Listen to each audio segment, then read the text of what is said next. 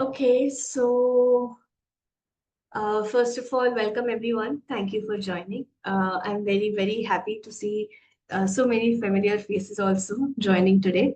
And today, the topic that we are going to discuss today is very interesting. It is one of my favorite topics, honestly. And we've done a lot of research to make this presentation for you and to make it in a way so that it becomes very easy for you to understand. But before we start, let me introduce myself. I am a functional nutritionist, Maitri. Okay, a lot of you would know me.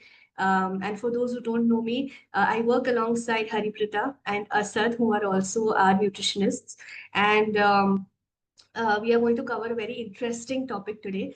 So let's get started with that. I hope that everyone's had their meals, they've finished their dinners, and ready in a very focused manner so that we can get the most out of this presentation. Because, like I said, honestly, this is not just very interesting per se, but it's also very important topic. Okay, it's an extremely important topic that we are going to work on and discuss today. So let's get started with that. So as you can see on the screen, I hope my screen is visible. The topic that we are going to discuss today is that why India is becoming a leading country in metabolic disorders. Okay, a lot of people nowadays, we know that either it's you or it is someone that you know. Okay, they have metabolic disorders. Okay, so we are going to get into the detail of what metabolic disorders are, and how they actually develop, and what are the various strategies we can use to address them. Okay, so we are going to cover the entire thing today. Why we are taking this topic? Because we have been focusing on gut health a lot. Okay, all of you or most of you who have approached us or come with us in this healing program, we've all been having issues with gut.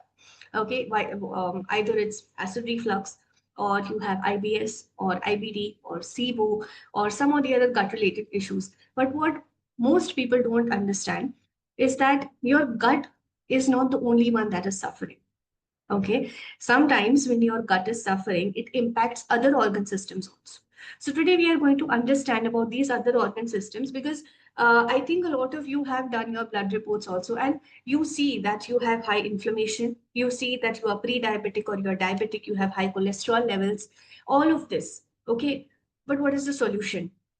Okay, we don't know that. So today we're going to discuss that in a way that is very educative, informative, and it is science-backed as well. Okay, so that's what we are going to look into. All right. Okay. So let's understand what we are going to focus on today.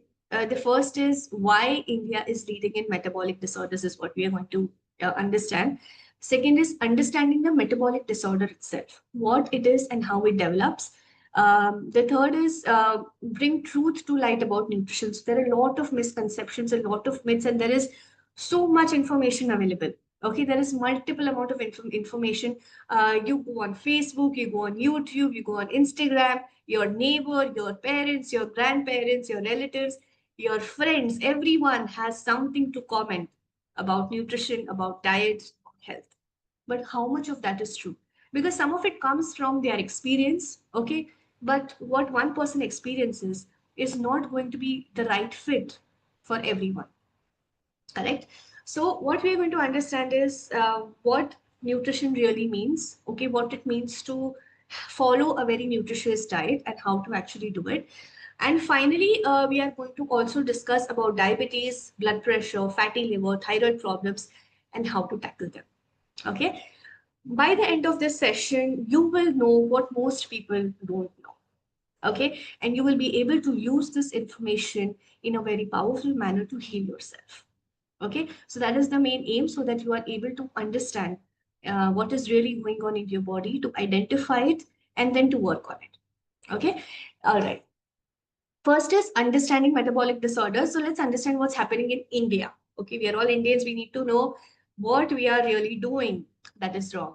So 1 in 3 adults globally are metabolically unhealthy. 1 in 3 adults. That's a very staggering and very serious statistics that we are seeing. 1 in 3 adults is a lot, right? A lot of people are metabolically unhealthy, 77 million diabetics, more than 200 million hypertensives. Okay.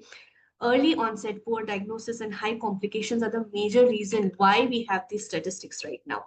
Right. So 1 in 3 adults are globally metabolically unhealthy. And what is early onset? We are seeing that children, okay, children and young adults are getting fatty liver, they are having pre-diabetes, they are having high cholesterol levels. So this early onset is happening. Why? It's not after the age of 50, 60, 70 that these things are getting diagnosed. No, it's happening for kids who are as small as 16 years, 17 years of age, right? Poor diagnosis. Poor diagnosis meaning it's not the incompetency of the nurses and the doctors. Instead, poor diagnosis means that a lot of people are not aware or educated enough to know that we need to get a blood tested. Okay, blood work, doing your blood work is extremely important, especially at least every year. Okay, you need to get your blood test done, right? So that is extremely important so that you can know that where your body is exactly suffering. Okay, whether it's excess amount of inflammation, high cholesterol, your body gives you signs. Okay, there are a lot of early signs, either in terms of symptoms or it could be in terms of your blood reports. But most of the time, mm, we don't notice them. Okay, we don't notice them. That is a major setback that we have, and we don't get our blood tested. And when it all piles up, that is when we realize that something is wrong. So that is one thing. And finally, high complications, because like I said, you don't know what is going on in the early years. And finally, when it's too much, it becomes difficult to handle. And then you have to get on very restrictive diets and a lot of medications and this and that, and a lot of things happen. Right? So we need to be aware about these certain things. We aren't just seeing more cases, we are seeing them earlier. Okay, and that is very sad because kids should not be suffering with metabolic disorders. Young professionals, even in their 30s, are on insulin. On insulin. There are children with fatty liver. And the thing is that it's not just an economical loss for India. Okay. The human cost is far greater because what as humans we bring, not just in our lives or in the lives of the people living with us, but as also as to what we can contribute to our country, the quality is not there. Okay, because we are suffering and we don't realize it, right? So it's not just an economic loss for India on whole, but it's also a human cost which is very very greater. Okay, because we could do so much more.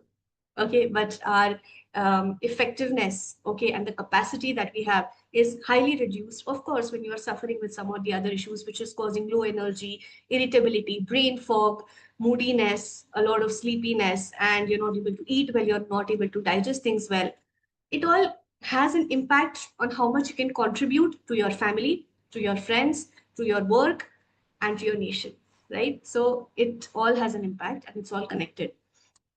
Okay, so first let's understand what is a metabolic disorder. I've been talking about it a lot, but let's understand what a metabolic disorder really is.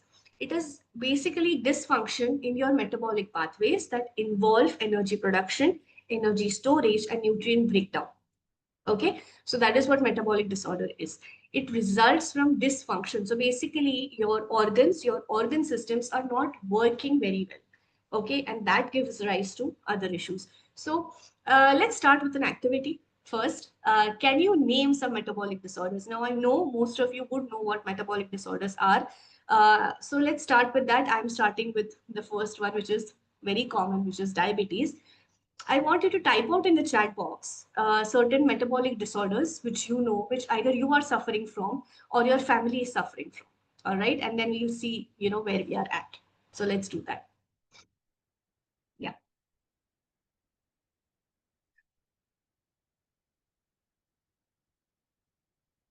Okay. Let me see.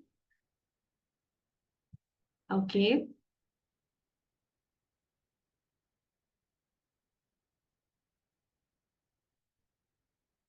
All right. Good. Good. Okay.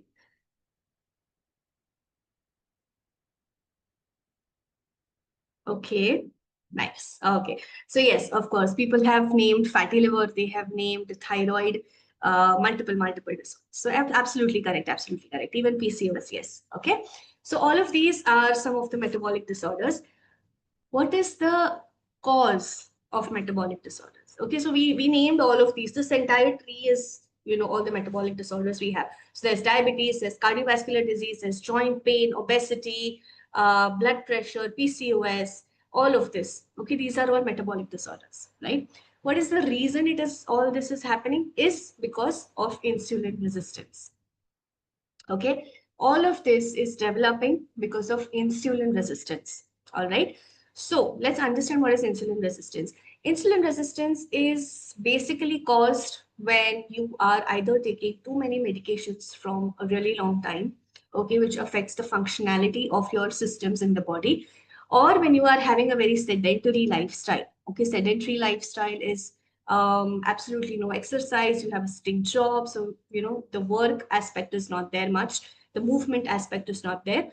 It's also because a lot of stresses, and it is rightly said also that diabetes or insulin resistance for that matter is not just a disease of eating sugar. Okay, it's not just limited to that. It's a disease of sourness in your thoughts. Okay, it's basically about stress, right? Anything that gives rise to more inflammation is going to give rise to insulin resistance. Okay, so whether you have a sedentary lifestyle or whether you have a lot of stress, whether there's frequent eating, okay, so there's no proper meal time, you're just eating anytime at midnight, in the evening, anytime you're hungry, you're not hungry, you're just unconsciously you just keep eating. So that's one thing. Excess, of course, intake of vegetables or vegetable oils and sugary foods, which will raise inflammation. Excess use of refined carbohydrates. Refined carbohydrates is maida, okay, or refined wheat flour, right? Anything that is made out of refined wheat flour, right? So all of those, they come together and they give rise to insulin resistance, which then gives rise to blood pressure and diabetes and kidney failure, PCOS, cardiovascular diseases, all of this, right? So it's not just one thing, okay? It's not just about eating sweets, okay? It's a very big picture, right? And more insulin resistance you have, the more issues are going to follow. All right. Let's just once back up. Maybe I think a few people might not know what is insulin resistance. So, we'll just go through that once. All right. So, what is insulin resistance? Basically, your body has a way of metabolizing sugar. Okay, sugar is basically that comes from carbohydrates, and it also comes from certain protein sources as well. You get sugars from protein sources as well. Anything that can trigger the release of insulin. Okay, so what happens is that your pancreas, they secrete insulin. Okay, insulin opens the doors for the cells for the glucose to enter into your cell, right? So basically, insulin is like a key which opens the door, and then the glucose can enter into the blood and it can work. Enter into the cells and it can work. What happens in insulin resistance is that the key just doesn't work. Okay, it doesn't open the door. The door is not getting opened. Okay, or there is basically a lot of resistance towards insulin, which is why the glucose stays in the blood, does not enter your cells, and gives rise to increased blood sugar level. All right, so it's a very clear thing, right? Now, there are again multiple mechanisms by as to how insulin resistance happens and what really happens at the cellular level.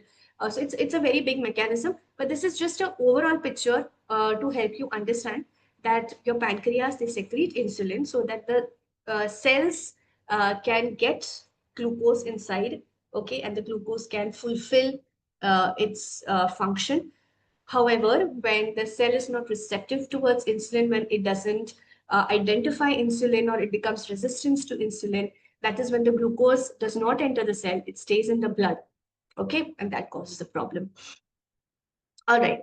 Okay, so like we mentioned that India is facing an epidemic of metabolic disorders, conditions that interfere with how the body processes its nutrients and maintains energy balance. So as per ICMR study, nearly 101 million people living in India live with diabetes. 136 million are pre-diabetic, making India the diabetes capital of the world.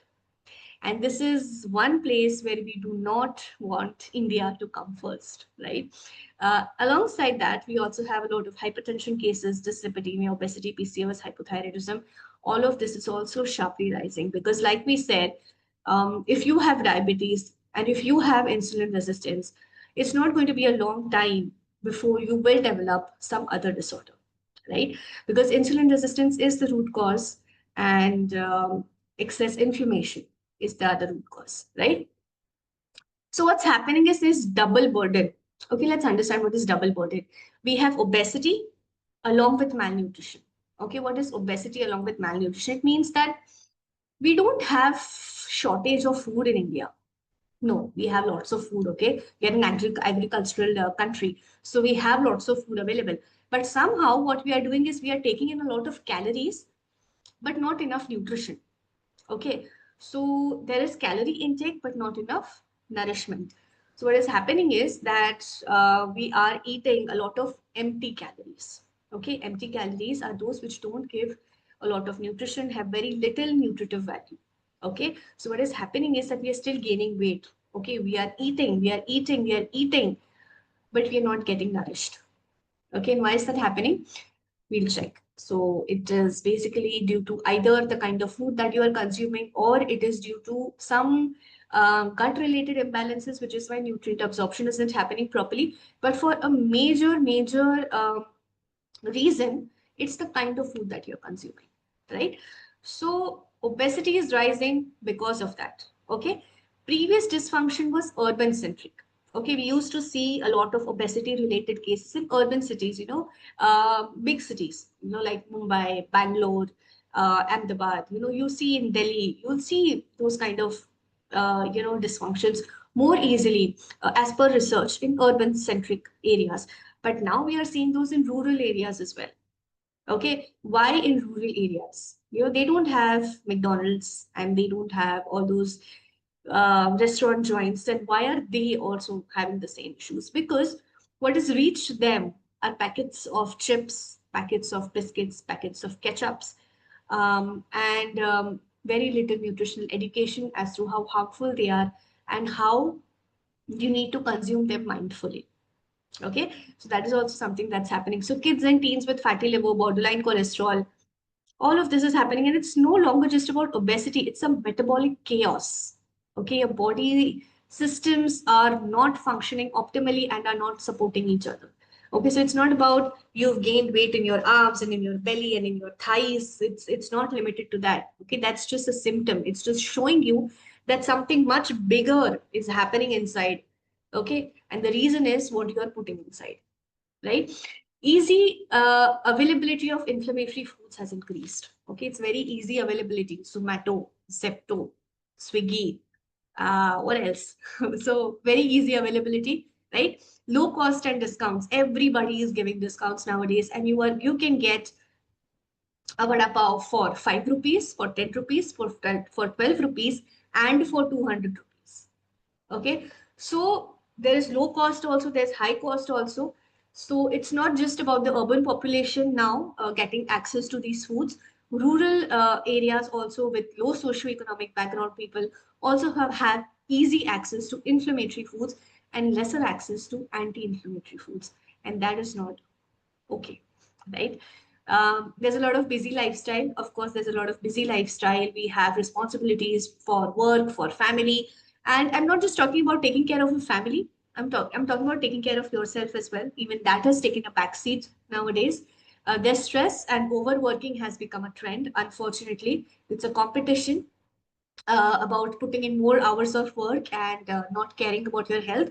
And ultimately, all the money that you've earned goes into hospital bills. And it is then that you realize that you've made a mistake.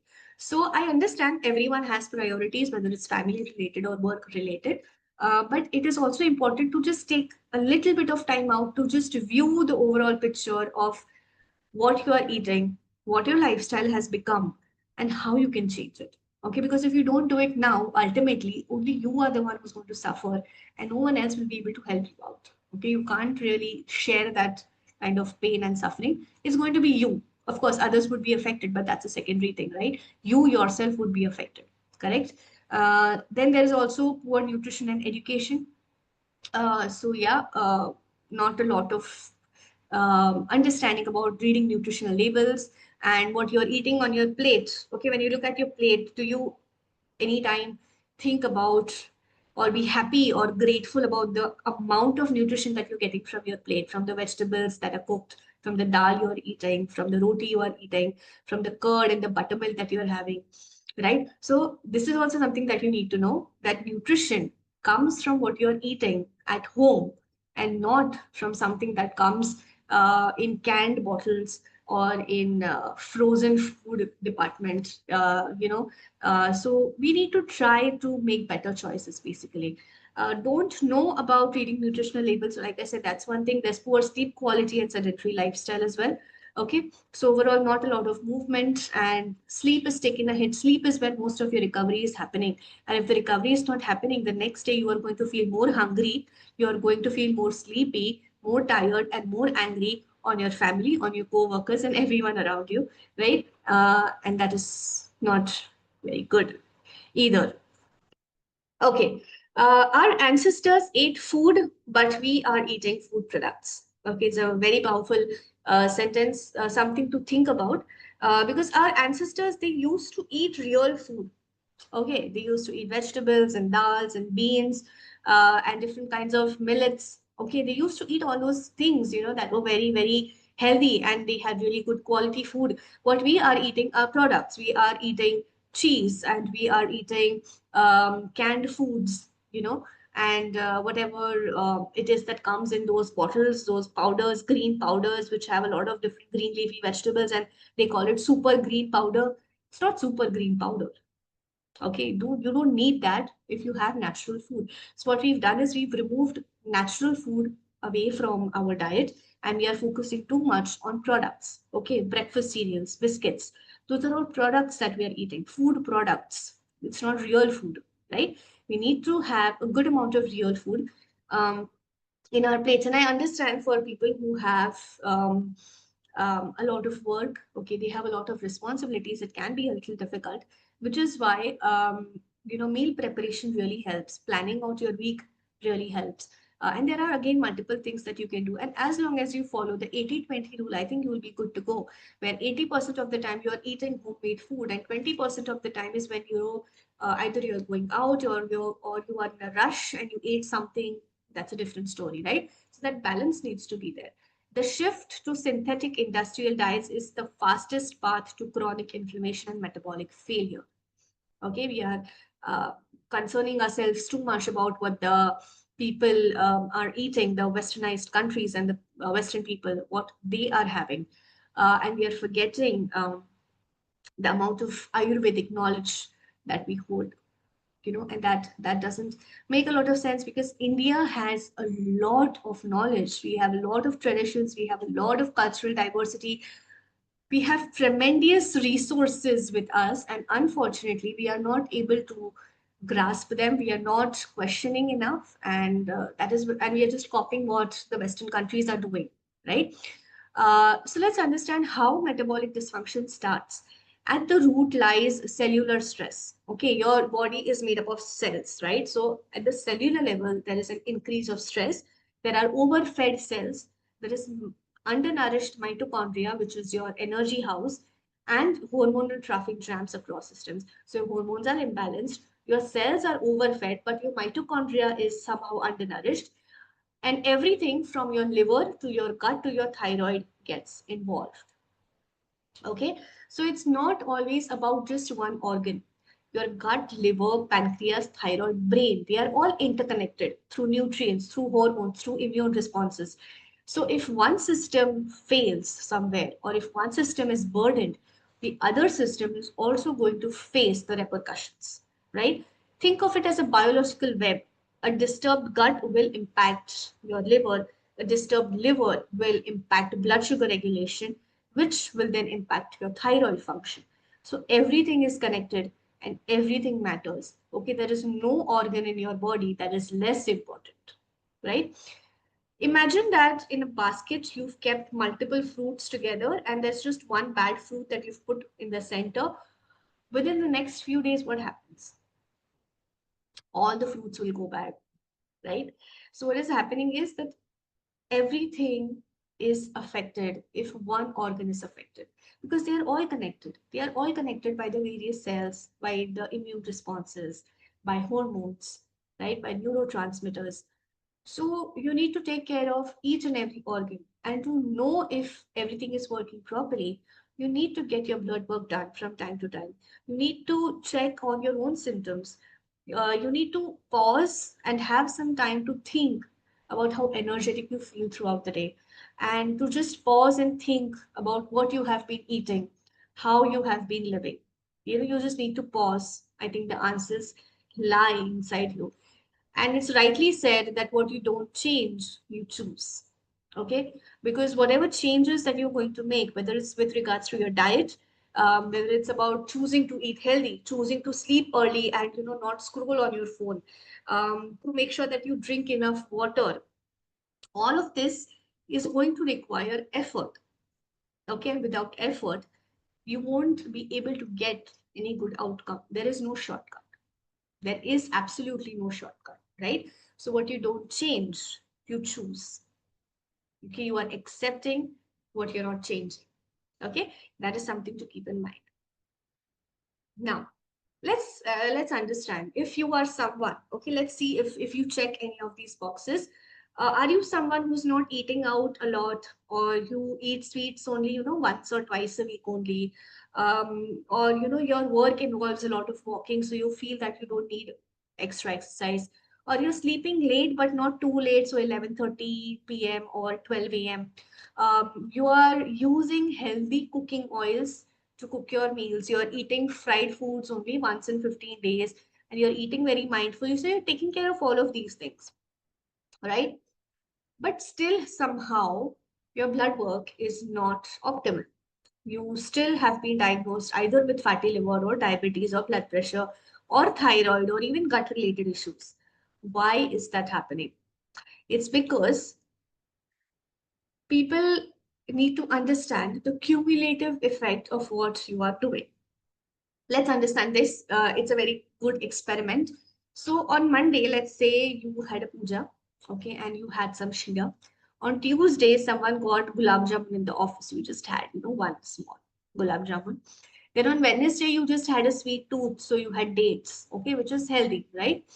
On Thursday, you had a piece of dark chocolate. Now, dark chocolate is not sugar, okay? So you think it's not sugar and it's fine, and you had a piece of dark chocolate, absolutely fine.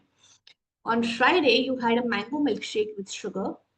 On Saturday, you had baked cookies with the package, highlighting that it's all natural ingredients. It is made out of millets, and we've used coconut sugar and we've used brown sugar. And then on Sunday, somehow you feel very heavy. Okay, you feel very lethargic, and you feel that you need to do a fruit juice detox. So you do that or a Sunday at home and you don't eat anything. And then again on Monday, there's a party in office and you end up eating an ice cream and some other things. And on Tuesday, you eat a fruit after lunch. So it just keeps going on like that. Now tell me, if I ask someone, okay, how many times did you eat sweets? They would say once or twice only, because once they had the gulab jamun and once they had the cookies, and that's the mango milkshake, dates, dark chocolate. Shira was prasad, no, prasad doesn't do anything. And then we had, a fruit after lunch. That is not sweet, no. So this is what people don't really understand, that it's not about one ice cream, it's not about one chocolate, it's not about the prasad, honestly. It's about cumulative effect. Okay, it's about what you're choosing to eat every single day. Somehow this person ended up eating sweet every single day, okay, and not even realizing that the consumption of sugar is really high, right? So it's not just about one day. It's not that you had burger one day. It's what you have every single day. And ultimately, someday down the line, after 6 months, after a year or so, you realize that now you've developed pre-diabetes and your HbA1c is high and your cholesterol is high. All of a sudden, your HSCRP is high. and you don't know what to do. And suddenly you have been given metformin. Okay, so this is what happens. So nutritionally, if we see, then definitely fruits are healthy, dates are healthy. Okay, but what matters is how much you are consuming, at what time you are consuming, and in what combination you are consuming. If you're going to have fruits right after lunch or along with your lunch, it is going to raise your blood sugar levels. Okay, now, understand it's a very simple thing. Whenever you eat something, your blood sugar level is going to rise. Okay, it's very normal biology. Your blood sugar level is always going to rise. But it's about the sharp increase and the sharp decrease. That is where the problem is. The sugar spike and the sugar drop. The more of this you have in your day, the more lethargic you are going to feel and the more insulin resistance you are going to develop. Okay, because your pancreas are constantly triggered to release more insulin. Okay, and your cells become overburdened with all this insulin around. Okay, so the receptors they go, it's a completely different mechanism. So if you want to know, you can definitely ask me later as to how these things work. But this is what happens when you consume a lot of sugar.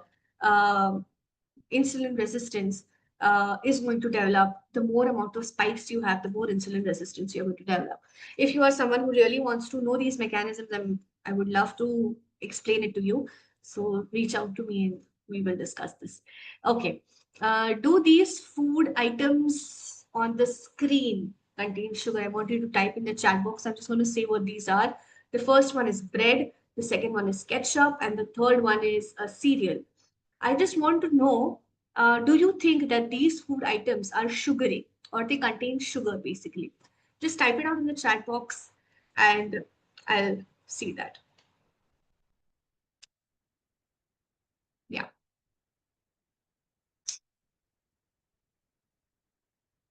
Okay. Some are saying yes, some are saying no. Okay, okay, okay. Right. So the correct answer is that breads, ketchups, and cereals do contain sugar. If you really check the package, if you see ketchup is basically just very little amount of tomato and a whole lot of sugar. Your cereals contain a whole lot of artificial sweeteners and sugar, and bread is basically a simple carbohydrate containing not a lot of fiber, and it's going to raise your blood sugar levels. All right. So here's what we need to understand. We evolved for scarcity, but today we are surrounded by access. Everyone knows about evolution, right? We all know about how there was scarcity of food when we were monkeys, back then, and then we evolved. We evolved because we wanted to deal with the scarcity. So we started agriculture and we started this and that and everything. But somehow now we are surrounded with access. Okay, so we were made to deal with scarcity, but now we are surrounded with access, which means that we have a lot of food available very easily around us and very little knowledge to differentiate between how these foods are going to affect your body, right? Unfortunately, our genes did not get the memo because they don't know that this is what is going to happen. We moved from millets to maida in just 2 generations. In just 2 generations, each and every house is going to have a box or a package of maida. And I'm not talking about just biscuits or cakes. I'm talking about actual maida, the flour, refined wheat flour. Everyone has it at home and everyone uses it in some of the other recipes. Now, I'm not going to label maida as bad. Okay, it's not about it being good or bad. Food is not about good or bad. It's about understanding the amount that you are consuming and how easily it has replaced millets like jawar, ragi, bajra, foxtail millet, samak ke chawal. All of that is just gone. Okay, and we are depending too much on maida, and it leads to a lot of inflammation in the body, right? So this is something that we need to understand, that poor maternal nutrition as well, plastic exposure, everything that we are getting at home, the oils that we get are also in plastic bottles nowadays, and the kind of products that we use, the cosmetic products that we use, all of this, it stresses and it alters your genetic expression. And yes, these changes will pass on to the next generation as well, right? So it's not just about you, it's about what is going to happen to the next generation as well, right? So again, your health is not just about you. It's about what you contribute to your family, and how the people around you would also suffer. Okay, that's not something to take lightly, right? So let's get to the next part. Nutrition, the metabolic modulator. Now let's understand the role of nutrition, which is extremely important. uh, Diet determines metabolic pathways, nutrient overload versus nutrient deficiency. Okay, every bite is biochemical information. Everything that you eat has an immediate effect on your gut microbiome. Your gut microbiome is that sensitive, right? Everything that you eat is going to have an effect on the gut microbiome. Food is not just fuel, it's a code, and it tells your cells how to behave, right? So I'm not saying that you all of a sudden become, kind of a psychic person, counting your calories day in and day out, and being very, strict about what you're eating. I just want you to be mindful, just plain and simple mindful. Just try to balance your plate. Just try to add diversity to your plate. Use different seasonal vegetables. Use millets instead of maida. Okay. Maybe try to make some preparations at home instead of bringing everything from outside, right? Because everything that you're eating has an effect. Okay, this is something people are forgetting. And that is the reason the accountability goes away. So after 2 years, 3 years, 10 years down the line, when you come up and you come out with a terrible blood work or with a lot of symptoms affecting your quality of life, you have no one to blame because you haven't realized what you have done wrong all this time. Okay, so there's no accountability. Okay, you don't know what you've done wrong, and therefore you can't make it right. Okay, so hence it is very important that you pause, okay, and you just take a look at your diet, because everything that you eat is going to have an effect. The realization of this itself is going to be enough for you to just make better decisions with regards to your food intake. All right. All right, moving ahead. Okay, so are we feeding ourselves inflammation and expecting health? Because, like I said, the amount of outside food we are consuming has increased. So, we cannot really expect health. We cannot expect our organs to work perfectly after so many years of adding inflammatory foods into your system, right? Your body deserves better.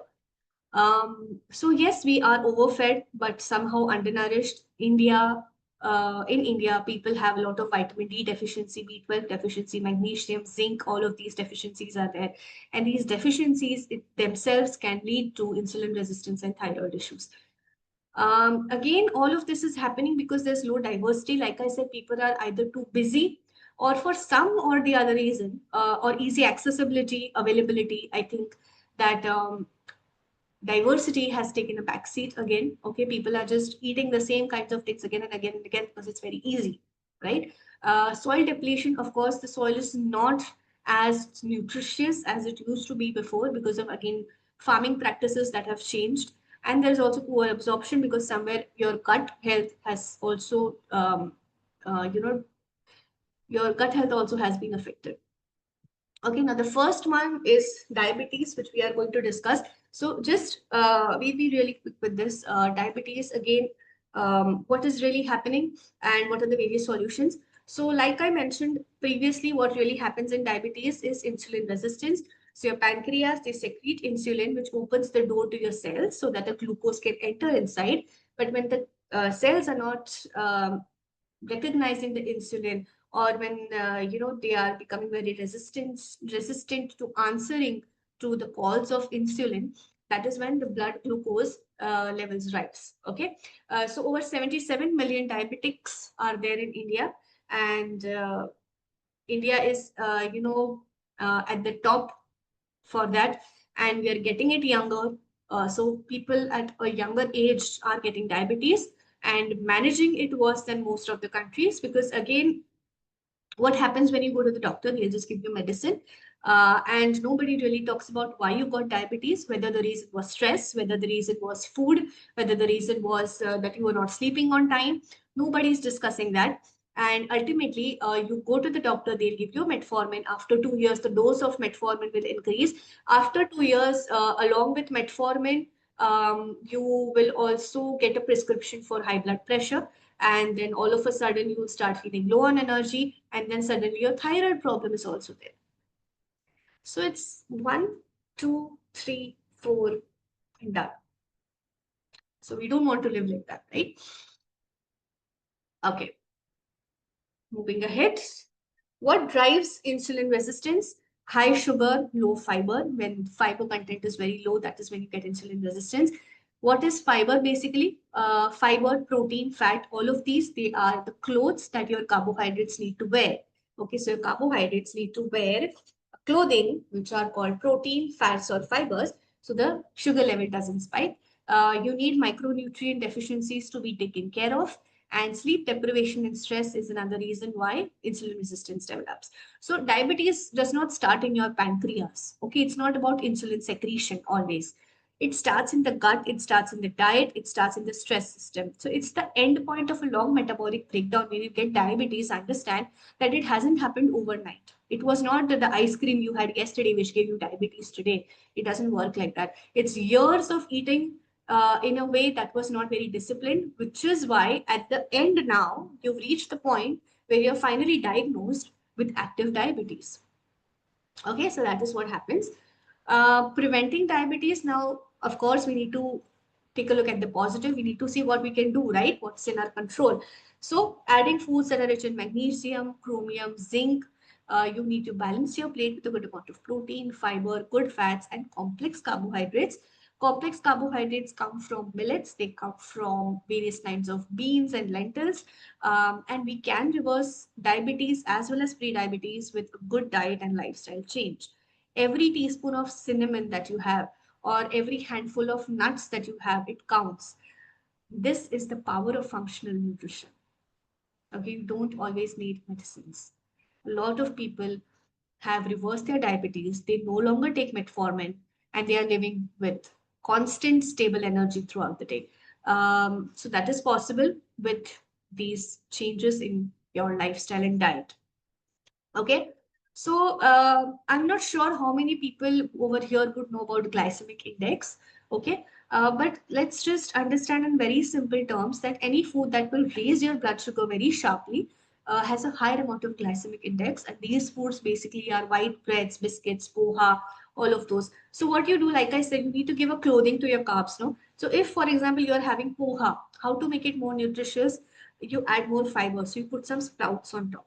Okay, you add some fat, so you cook it in a good amount of ghee or some cold pressed oil, right?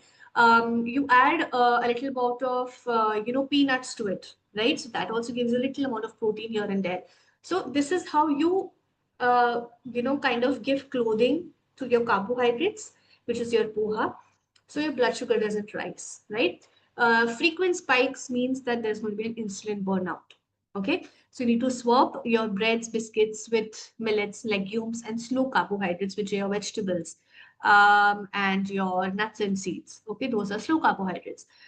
Use more of ghee, nuts, seeds for balancing. They contain good amount of fiber as well as fat. And reduce the consumption of trans fats and refined oils, refined rice bran oil, sunflower oil, soybean oil. Okay, all of those, they have a lot of they have the tendency to give rise to more inflammation in the body. Okay, so they will increase the omega-6 content in your body as compared to the omega-3, which is your anti-inflammatory fatty acid. All right, so this is about the glycemic index, and this was about diabetes.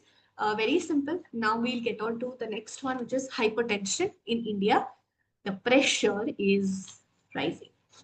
Okay, so hypertension again, it's not just about the salt. Now, a lot of people, you must have seen, relatives will come and say, "Oh, hypertension, so no salt, no, stop giving salt to this person." The thing is that hypertension is not just about salt intake, it's about stress, it's about inflammation, and it's about mineral imbalances. Most Indians have a lesser amount of potassium, which will make sodium toxic. So you have multiple minerals in your body. Okay, we all know as electrolyte balance, like we all take ORS. What is ORS? It has a lot of minerals along with a lot of glucose, of course. Um, but mostly it's about minerals, right? So when the amount of potassium goes down, when the amount of magnesium goes down, automatically the amount of sodium increases, right? As compared to the reduced potassium and magnesium, sodium increases. So what happens? It gives rise to high blood pressure. Okay. So most Indians are potassium deficit, which automatically will make sodium or your salt more toxic. All right. So what you need to do, add more potassium rich foods. You have banana, you have coconut water, you have spinach, you have almonds. So all of those, they are rich in potassium. Add more magnesium, which is going to help relax your blood vessels. The pressure can, be taken care of. And you can follow a DASH diet. Okay, how many of you over here know what is DASH diet or what is the full form of DASH diet? It's used pretty commonly in India, but a lot of people don't know about it. Um, okay, so I'm gonna say so. Dash diet basically is dietary approaches to stop hypertension. Okay, that is the full form of DASH, which is dash diet. Dietary approaches to stop hypertension. Okay, so what it means that you need to again have more millets instead of white rice. Focus on anti-inflammatory foods, so more fruits, more vegetables, more nuts and seeds, using oils that are anti-inflammatory, right? Low-fat dairy, you use more sprouts, you use more coconut, so all those things basically are a part of the DASH diet. Okay, so you have enough amount of grains, protein, low-fat dairy, you have fresh fruits and vegetables.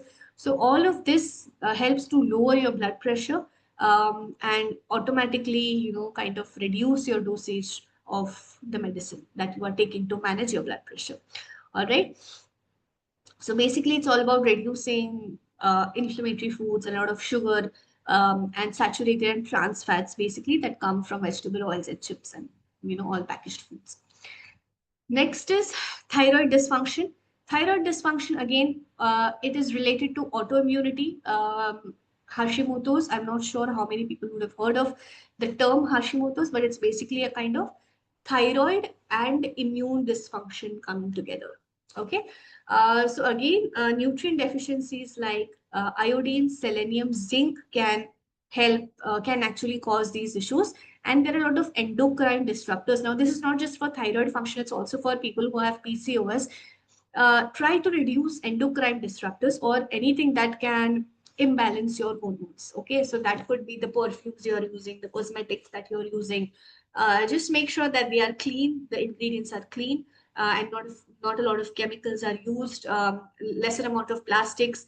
The plastic plates, plastic bowls, plastic chopping boards, all those things are going to affect your thyroid function. The thyroid epidemic is real, especially in women. I know a lot of people, a lot of women specifically have thyroid function uh, related issues, and deficiencies, toxins, and gut autoimmunity are the main culprits around it. So it's not just about nutrient deficiencies, but it's also about your gut not working properly.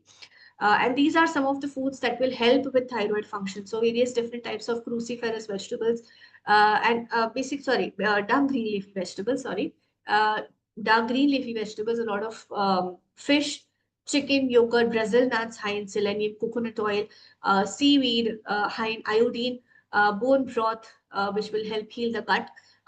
Then yogurt, dairy, high fiber foods with a lot of polyphenols and antioxidants like fruits and vegetables. We have kiwi, orange, avla, we have pomegranate, right? So all of those are extremely high in antioxidants. So those are going to be very helpful. Now, a lot of people, they are going towards using sendha namak, pink salt, right? And a lot of people are not using the iodized salt that is available. Please don't do that. Use a mix of both the salts, but don't completely omit using iodine. Your iodine fortified salt is your major source of getting enough iodine in your body, which is important for your thyroid hormone synthesis. Okay, without which your thyroid is not going to function properly. Okay, so here are all the various nutrients that have been listed: iodine, selenium, zinc, iron, vitamin D, omega-3, all of these and the function they perform. Okay, the different sources. Okay, so like I said, for iodine there's seaweed, there's iodized salt. For selenium, there's mushrooms, Brazil nuts. For zinc, we have pumpkin seeds, beans, and lentils. For iron, we have spinach, legumes. Then for people who are consuming non-veg, I think for them also consuming poultry is also a very good option for getting enough iron. Garden cress seeds are a great source of iron as well. Then we have vitamin D. Of course, going out in sunlight is one of the main ways you can get enough vitamin D. But to having good amount of fat consumption is going to be also very important. So it's not just about going into sunlight. Your diet is going to play an important role in the conversion of vitamin D to its active form, and your gut and your liver and your kidneys need to work optimally.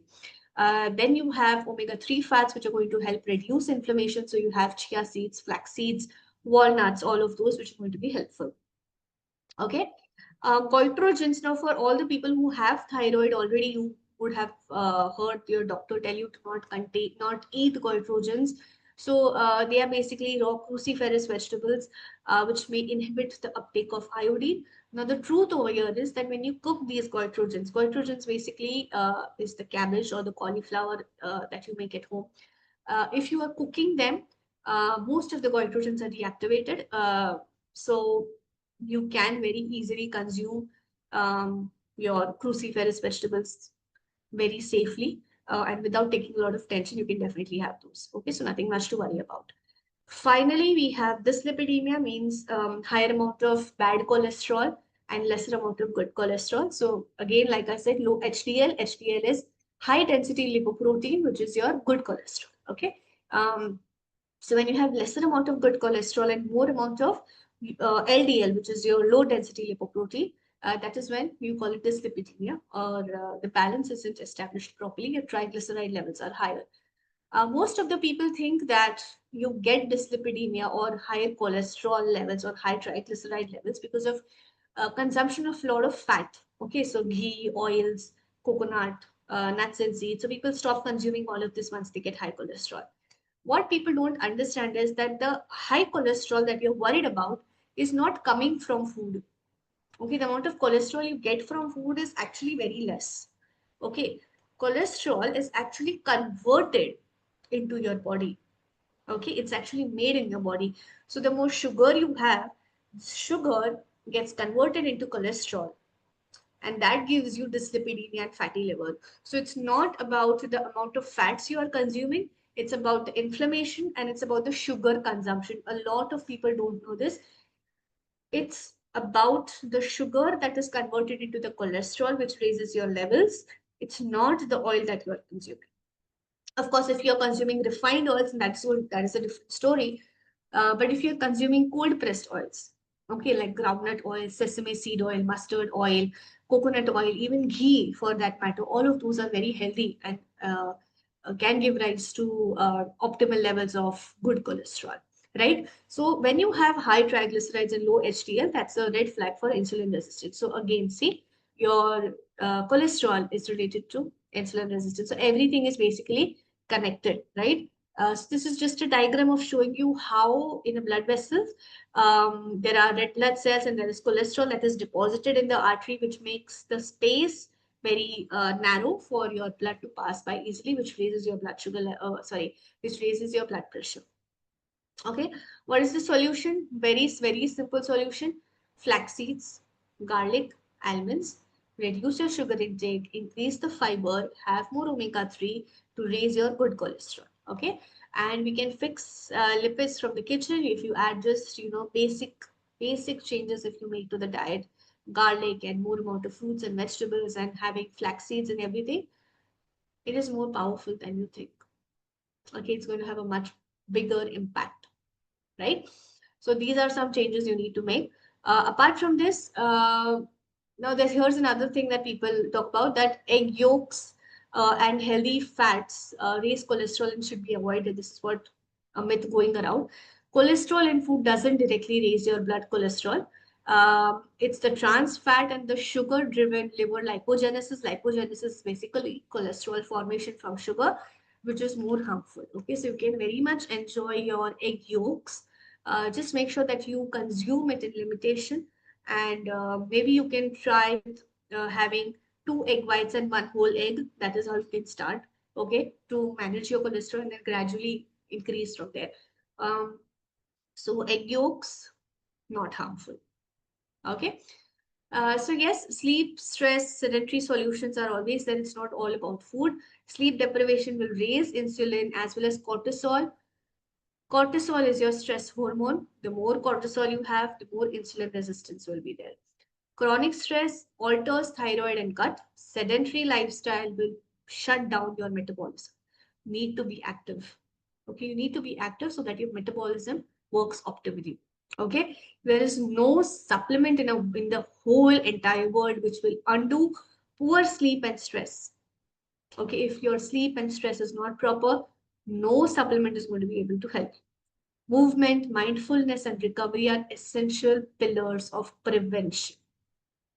Okay, you have good movement, you have mindfulness in everything that you are doing, whether it's eating, whether it's working, everything, and recovery, which means having proper sleep. If these three things are proper, only then you can prevent yourself from getting metabolic disorders, right? So very important. Okay, now we'll bust these four myths basically. How many people believe these myths over here? Ghee will cause heart disease. Skipping meals will help with weight loss. Rice will cause diabetes. And overweight people get metabolic disorders. Are you someone who believes all these four myths? Then let's bust them. Ghee will not cause heart attack or any heart disease for that matter. Okay. Like I said, heart diseases are either due to excess calcification or it is due to high cholesterol, which comes from excess sugar consumption. Okay. So ghee is not harmful. Second, skipping meals will help with weight loss. Again, it is completely wrong. Skipping meals will lead to metabolic shutdown and it will cause nutritional deficiencies as well. Okay. So if you want to do intermittent fasting, for example, do it under the guidance of a dietitian. Don't do it on your own. Okay. Because you need good amount of nutrition as well. And you need to eat healthy foods in your eating window also. Okay. After fasting, if you're going to end up eating burgers and pizzas and high fat and sugary foods, there's no point. Okay. Finally, rice causes diabetes. Rice will not cause diabetes. Diabetes is a disease of stress and of excess sugar consumption and poor sleep. Okay, it's about that. Okay, so rice is a carbohydrate. It depends on how you pair your rice. If you are going to have only rice and lots of rice every single day and pay very little attention to your vegetables and to protein and to fat content, to your dals and lentils and beans, then maybe down the line it could lead to insulin resistance. So the main point is to have a balanced plate. One particular food item is not going to create havoc. Okay, rice will not cause diabetes. Finally, only overweight people will get metabolic disorders. There is a term called as it's basically how thin fat, people have been using that term a lot. That is a thin fat kind of a person where they look like they are very thin, but they have a lot of fat deposition around their organs, which is called as visceral fat. Okay, so only overweight people will get metabolic disorders like PCOS or thyroid dysfunction or blood pressure, diabetes is absolutely wrong. There are a lot of people who don't look fat per se, again, in a way that they don't have a lot of fat deposition around their arms and their belly and their thighs and legs, but they are metabolically not healthy. Okay, so you need to take care of that. I think body image um, understanding is very important. It's not about how you look. Okay. Um, your health is more about how you feel, right? So that is something that you need to focus on. So yeah, I think we got to the end of the presentation. It took literally almost an hour for us to get through this presentation. I hope that it was not very complex. The aim was to cover the basic disorders like diabetes and blood pressure and fatty liver and all of those and thyroid dysfunction and everything. um, and to understand why it is really happening. Okay, because a lot of people, they just blame either their work, okay, or they will blame some or the other things. But honestly, uh, the solution is in your hands. Okay, maybe not everything would be in your control, but most of the things, okay, as much as possible. It's like we say, one day at a time, okay, and one step at a time. So like it was written in that slide, what you don't change you choose.